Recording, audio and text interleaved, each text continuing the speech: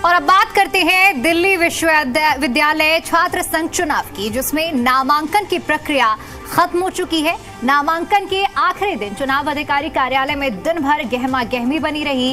इसके साथ ही साथ चुनावी प्रक्रिया अब अपने निर्णायक चरण में पहुंच चुकी है। अध्यक्ष, उपाध्यक्ष, सचिव और संयुक्त सचिव पद के लिए दोपहर 3 बजे तक उम्मीदवारों ने अपने नामांकन दाखिल किए।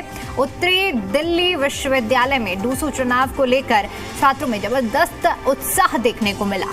डीयू में 18 सितंबर को छात्र संघ चुनाव हो रहा है, जबकि 19 सितंबर को मतगणना होगी। वहीं वोटिंग को लेकर भी गाइडलाइन जारी की गई हैं। फर्स्ट ईयर के वो छात्र जिनके पास आईडी कार्ड नहीं है, वो सत्यापित शुल्क रसीद के साथ में कोई वैध मतदान पहचान पत्र जैसे मतदाता पहचान पत्र, आधार कार्ड, पैन कार्ड या ड्राइविंग लाइसेंस दिखाकर वोट डाल सकेंगे। वहीं दूसरे और तीसरे वर्ष के छात्रों को केवल वैध पहचान पत्र के साथ ही मतदान देने की इजाजत होगी।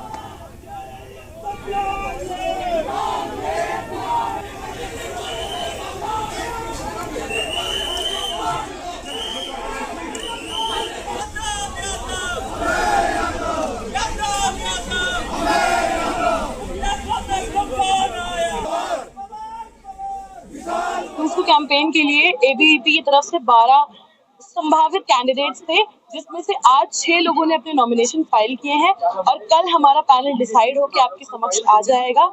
साथ ही साथ जो हमने पिछले साल वादे किए थे, जैसे यूथ स्पेशल बसेस के हो गए या फिर फी हाइक का मुद्दा हो गया, हॉस्टल एलोकेशन सिस्टम जो सेंट्रलाइज्ड होता है, इन सब चीजों का हमने वादा किया था और इस चीज पे हम खरे उतरे हैं।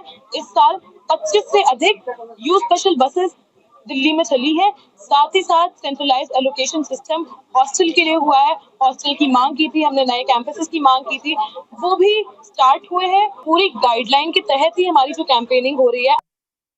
हजारों स्टूडेंट्स की उम्मीद के साथ आज मैंने दिल्ली विश्वविद्यालय के चुनाव के लिए दाखिला किया है, नामांकन दाखिला। दिल्ली विश्वविद्यालय प्रशासन द्वारा जिस प्रकार एक आम किसान के बेटे को नॉमिनेशन भरने के लिए धकेलने की कोशिश कर रहे थे, उसके खिलाफ हमने आवाज बुलंद की, समझाया प्रशासन को कि हम लोग राजस्थान से आते हैं, लेकिन विश्वविद्यालय के अंदर हजारों स्टूडेंट्स हैं जिसकी पैरवी करने के लिए हम अग्रिम पंक्ति से खड़े रहेंगे। और आज जब हम नॉमिनेशन कर रहे थे तो नॉमिनेशन फाड़ने की भी कोशिश की, लेकिन हमारे साथियों की ताकत और उम्मीद और एक आस थी कि एक दिल्ली विश्वविद्यालय के अंदर एक ऐसे स्टूडेंट्स को चुना जाए जो हकीकत में ग्राउंड से उठकर अपनी प्रॉब्लम्स को देखा जाए और मुद्दों को उठाया जाए।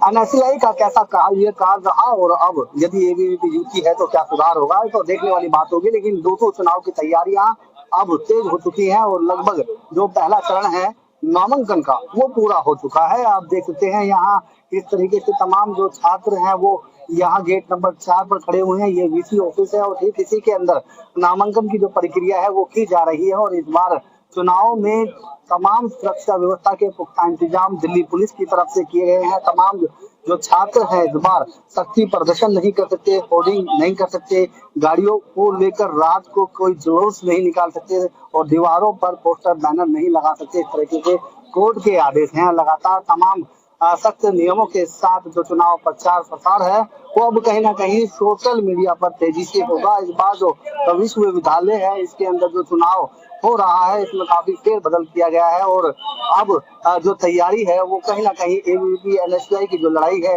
वो मैन टक्कर यहाँ दिखाई दे रही है। और एनएसयूआई एबीवीपी के जो तमाम पदाधिकारी हैं जो नामांकन भरने गए हैं, इसमें से अध्यक्ष, उपाध्यक्ष, सचिव और संयुक्त सचिव के पद हैं, उन पर नामांकन किया जा रहा है। और लगातार सुबह से ही यहाँ उछल कूद दिखाई दे रही है और छात्रों के अंदर गहमा गहमी और साथ ही छात्रों को कंट्रोल करने के लिए दिल्ली पुलिस की तरफ से तमाम पुख्ता इंतजाम यहाँ किए गए हैं। नसीम अहमद, मीडिया, दिल्ली।